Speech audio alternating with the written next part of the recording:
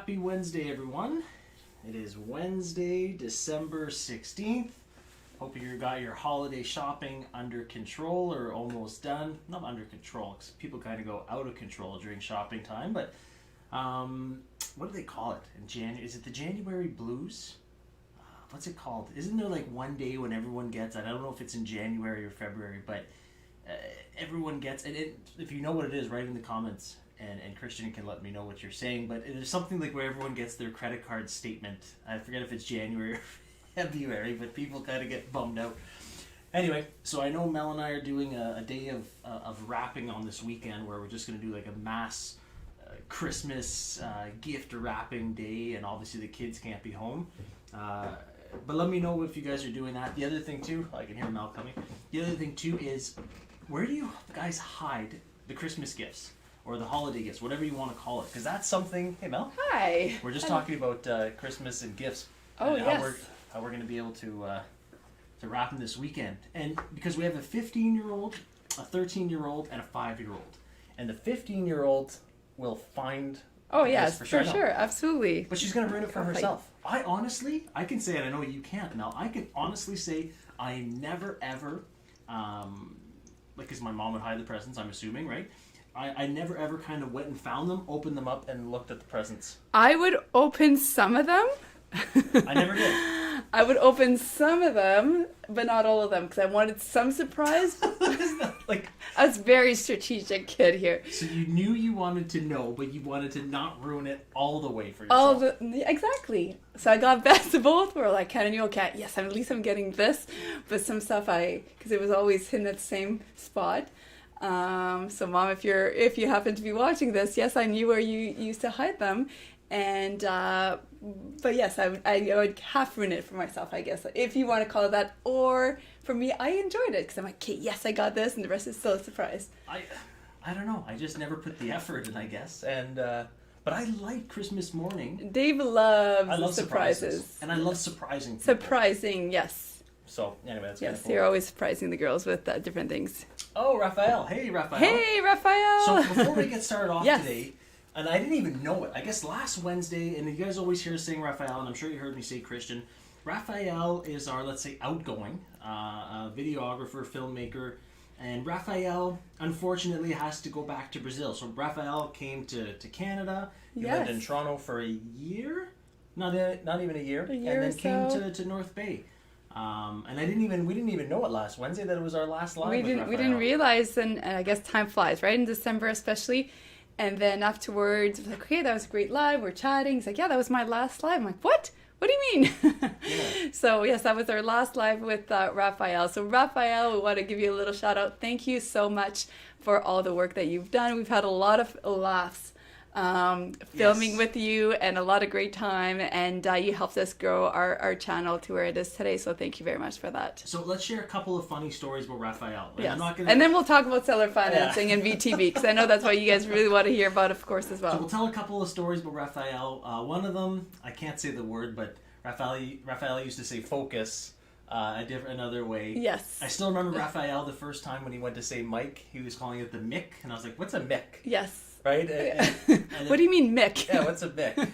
And then something else, Raphael. The thing I probably find the funniest of Raphael is he would stand, because the camera's right there, right? And let's say Mel and I are standing like this, and I needed to move my chair over just a little bit.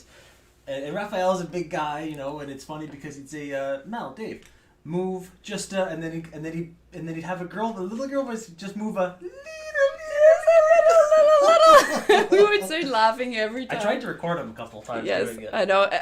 One time I'm going like this. He's like, Mel, I know what you're doing. Yeah. I'm like, oh, darn, I'm too obvious. So I try to record the kids. Yeah. So good times. And I remember as well the one time we did a live, and afterwards on Instagram it was all black. And the reason it was all black is because he left the office, because we say on Instagram, hey, come join us on YouTube, but he turned his office light on, so we're in the dark. Yeah, no, good times. Lots of great times. So thank you so much for everything that you've done. And also, we want to welcome our new team member who joined our team, Christian. So Christian, thank you so much for being here and joining our team as well. So we're already having lots of laughs with you. Yeah, welcome, Christian. With you as well, so that's fantastic.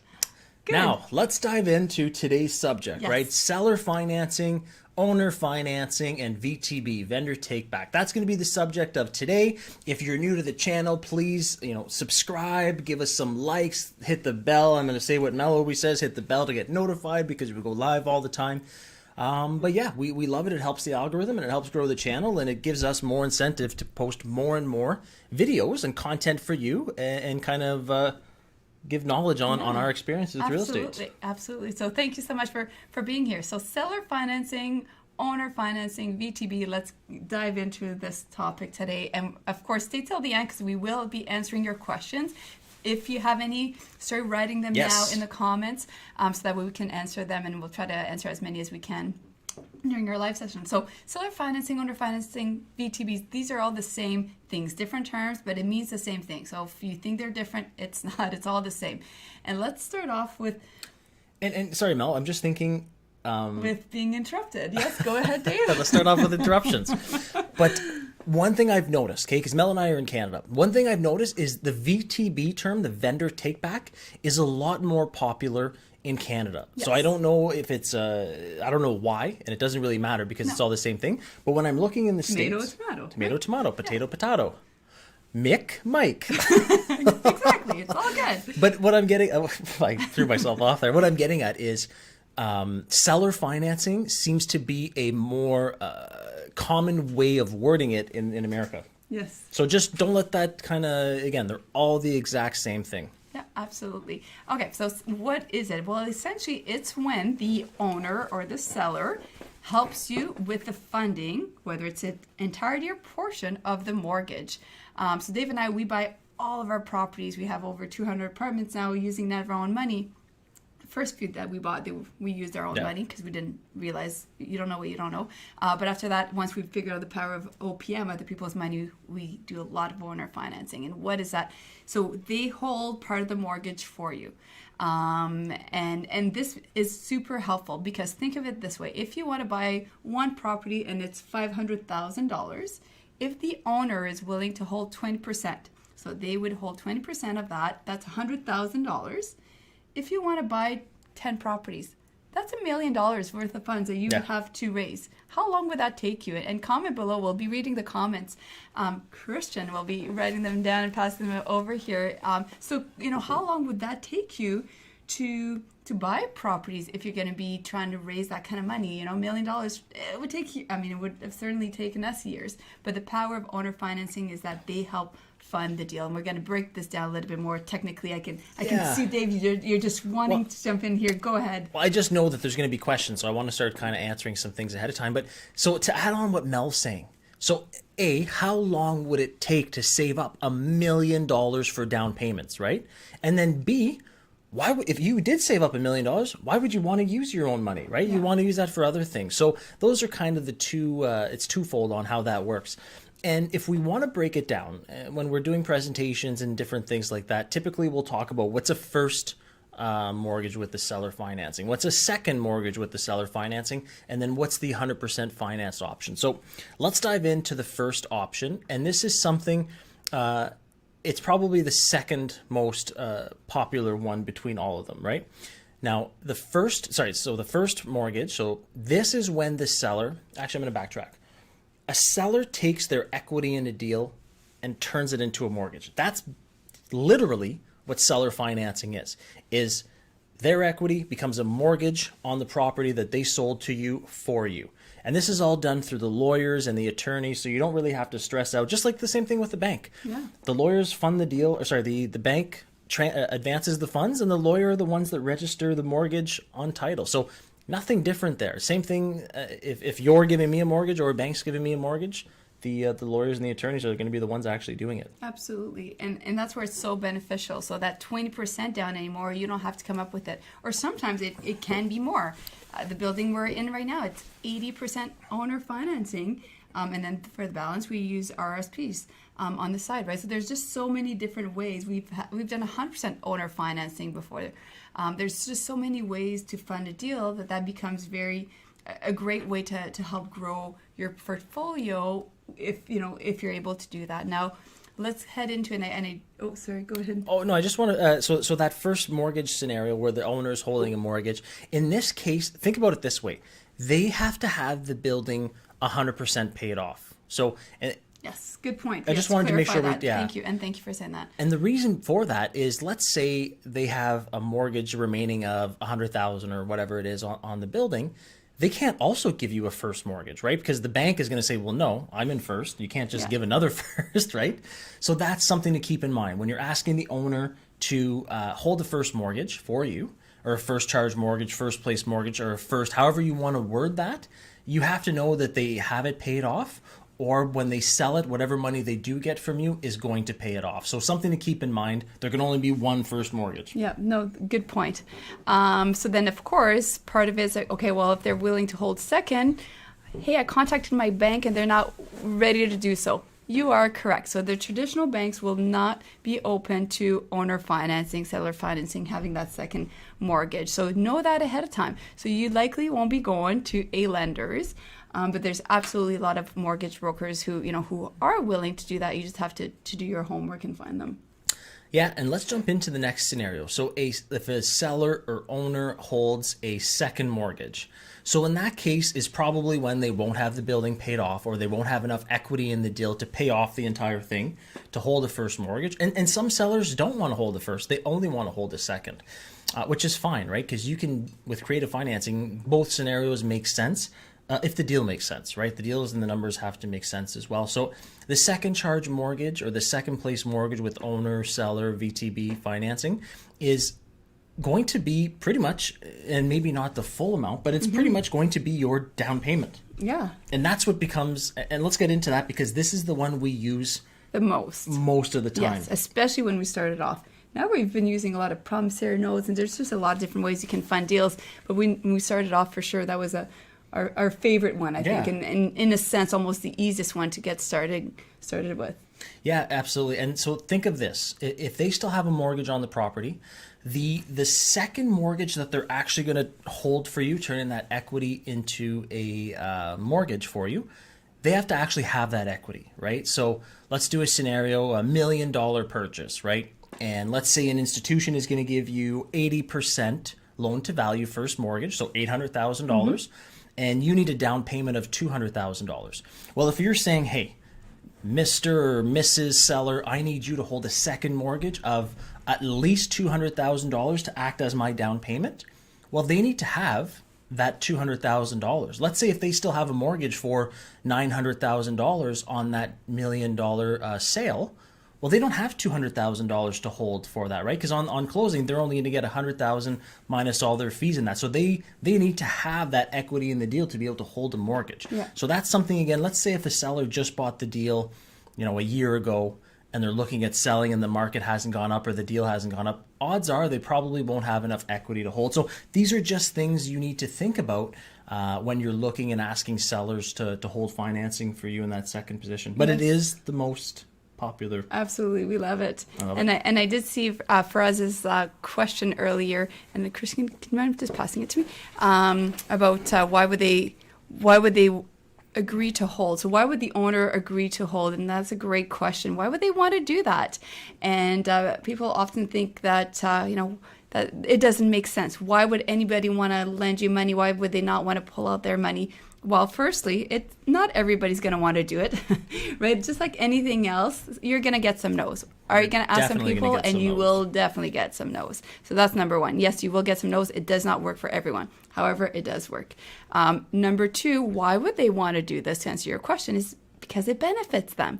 And how does it benefit them? Well, a couple of things here. If it's not listed anywhere, so if it's an off-market deal that you approach the seller and you have the conversation with, guess what? All of a sudden, they don't have to pay agents to list the property. So they're saving thousands of dollars there. Yes. So they're happy about that.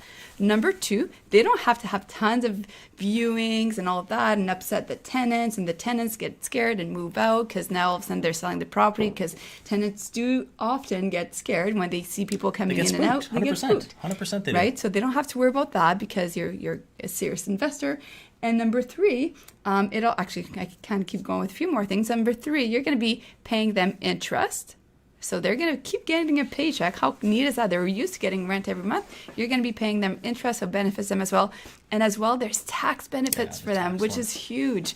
It benefits them from a tax perspective. And this is why they want to do it. Yeah, and I'll run through a tax scenario, Mel, to add on to your great points there. So let's use that $1 million sale again, okay? It's just so much easier with numbers. So let's do the $1 million.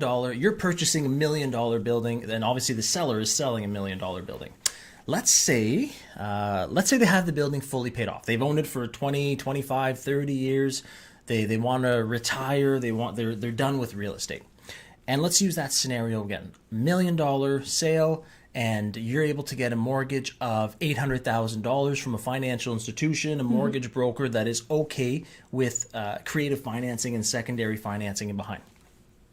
So when they sell that building, there's going to be capital gains, right? Let's say they bought it 20 years ago for $200,000, and I'm not going to get too specific in the numbers on that, and now they're selling it for $1 million. Well, they're going to have capital gains. Whenever you buy something and then income properties only, and then sell it for a higher price, you're going to have a capital gain expense. Yes. And I'm not going to get into capital gains today, but there will be that. And I know our American friends will say, well, Dave, I'm going to do the 1031. I understand.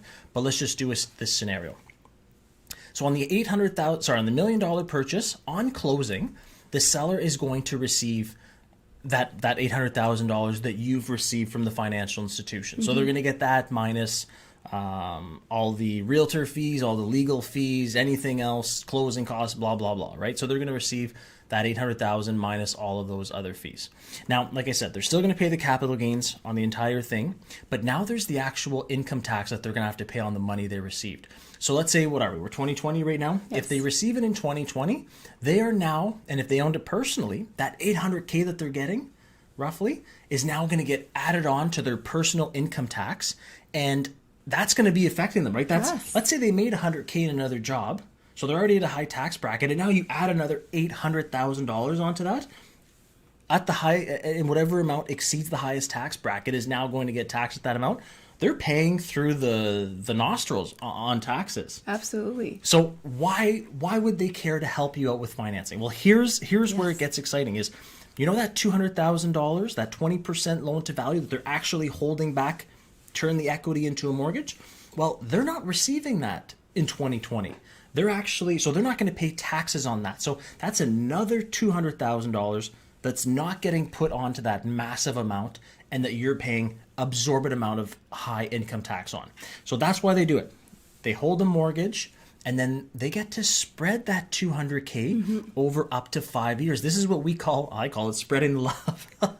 They get to spread that over 5 years so that they're not going to pay tax on it in one specific year. They're going to do it into 5 if you do a 5-year term.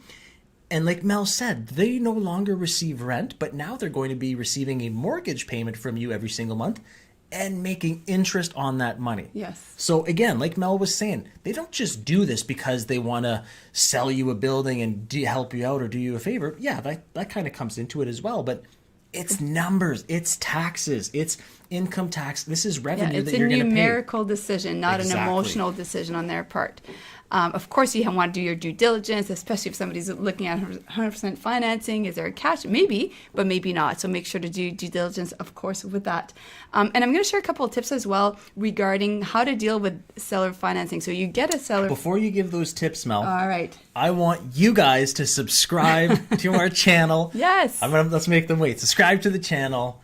Hit the bell. Ding, ding, ding, yes, to get notified, and start writing your comments and questions below because we're going to be going into the Q&A soon enough. So yes, we're going live. Have you done it? Have you done it yet?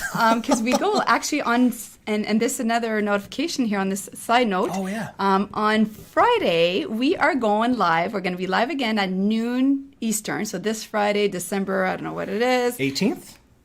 So I said 18th. 18th. We're going to be going live again on YouTube, and this time it's pretty exciting. We're going to do some Q&As, but we're also going to be announcing the winners of our mentoring program. So there's a Rising Star winner where they actually are going to have dinner with us. Yes. On us. We're going to order their favorite meal, get it delivered. We're going to do a Zoom and have a good hour chat or so, and then we'll go live as well with them. And also, and they're going to share their successes and how they did it, right? So that can benefit you. You can learn from other people's story as well. And then the other winner mentee of the year will actually be winning a $2,500 gift voucher for a trip. Whenever COVID opens up and they can go on a trip. Of course, yeah. So we're waiting for that. But you know what? We thought, what a great reward. And I mean, there's so many, we have so many success stories, of course. And we'll be going live with them as well. So you'll be able to get to ask them questions on how they did it, right? Yeah. So anyhow, so that's why you want to subscribe. Subscribe and like. Can I share the other now tips? You can share. Back to the tips. Now All we right. can go back to it. Now that we did the little tips and or the little bell thing. All right. So here are some tips to deal with lenders, and you want to make sure and put yourself in their shoes, right? So kind of always remember that old saying, what would you want to hear? So if you're going to lend somebody $200,000, let's keep the same numbers. Yeah, I like that. What would you want to know within the X amount of years that you're holding financing? Well, I probably want to know that my places are being rented. I probably want to know that you're putting a little bit of TLC in it. Perhaps maybe you painted the outside, or maybe you cut down the bush, or maybe you put a new countertop, or whatever it is. Just to be informed. I would also want to be paid on time every time. And if life happens or something happens, I don't know, you forgot, you're out of town, you're on an airplane, you couldn't send the e-transfer, whatever the situation is, I'd want to know about it, right? So picking up the phone and say, so sorry, this happened, there will be a delay, but it's coming the next day, right? As opposed to leaving them in the dark.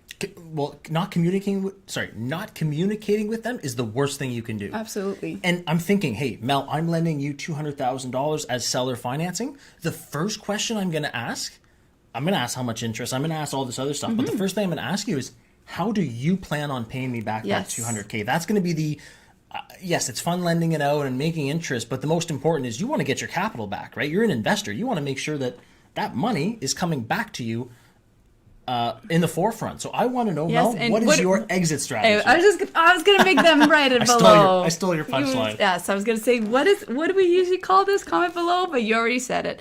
Exit strategy. Burst of the bubble. Burst of the bubble. Exit before you enter is what we always say. You need to know important. how are you going to pay them back. Are you going to look at some deals and they're willing to hold financing for you? Yes. Are some of them the ratio is going to make sense? Yes. Should you buy the property? I don't know. Do you have your exit strategy? If you don't, the answer is no, you should not be buying that property. Yeah. Awesome. Yeah. So let us know, Christian, other questions down below. So start typing in the questions, the comments, anything. And obviously today was seller financing, owner financing, vendor take back. Let us know if you have specifics on that scenario, because this is Mel and I's, literally, bread and butter. This is what we do. Yeah, and you know what time. we're going to do, and I'll get Christian to maybe put it here in the chat. I'm going to link, because I know I'm a visual learner. And I'm not sure, so are you, and maybe some of you are as well. So I'm going to put in a website here, or Christian will, www.bot12, and the 12 will be numbers, actual numbers. So www.bot12 in 12, so the number 12 in 12.com. And go check it out, because we basically kind of talk about this, but we break it down. We're on a whiteboard. You can actually see numbers. Yeah, we do some math. We kind of break things down a little bit more in detail. Again, today's just kind of a big overview, but bot12 in 12.com. Go check that out, because we actually break down a deal on the whiteboard. So if you're visual and you want to know a little bit more, we share different kinds of tips as well. We talk about capital. I think we talk about taxes. Yeah, We definitely do deal analysis. Yeah, there's a few different things that we you'll talk be able about. To see. I was talking earlier about the million and the 8 and the 2. Well, now it'll be written out, and it'll obviously be a different scenario, but at least you'll be able to see it and kind of grasp the concept. If you didn't already, I'm not saying you didn't, but I know someone just talking about something doesn't help me. I need to see it or actually do it myself. Yes, so hopefully you've learned a couple things about owner financing, seller financing, VTB. It works. It's a great way to scale. But yes, of course, you have to do your due diligence. You got to make sure you have your exit strategy. You got to communicate with them. Oh, and here's a bonus tip for you as well, because you're staying right till the end for this. Bonus tip as well is pay them back early if you can. This goes a long way. So even if you have, let's say, 2 months left in the contract and you're like, okay, the deal came to fruition, you have your exit strategy, should I hang on to my money or pay them back early? We love to pay them out early, because bigger picture here, a lot of our lenders, a lot of our VTBs maybe then become private lenders, or maybe they have another property to sell as well. They end up becoming like a repeat customer. Yeah. And when I say customer, it's because they technically are, right? You're providing them a service, you're asking them to hold a mortgage, and and something else to think about. Because if you're always constantly looking to find other leads, other private lenders, other private investors, that's time consuming as well. And if you've already got someone that you've done an owner finance deal with and you've paid them out, you have someone that now trusts you, believes you, knows that you will do what you said you would, and then you have that insight to, or that inside, not that inside, but that relationship to just do it again. Yeah, absolutely. Cool. Good stuff. All right, we'll wrap it up. Good. Any other questions? Are we good, Christian? We're good. Awesome. All right. So thank you so much for watching today. Join us on Friday at noon for the reveal, and we'll be doing some random Q&As on Friday as well. So make sure to mark your calendar, 12 p.m. Eastern time, and we will see you then. See you there. Bye for now. Bye.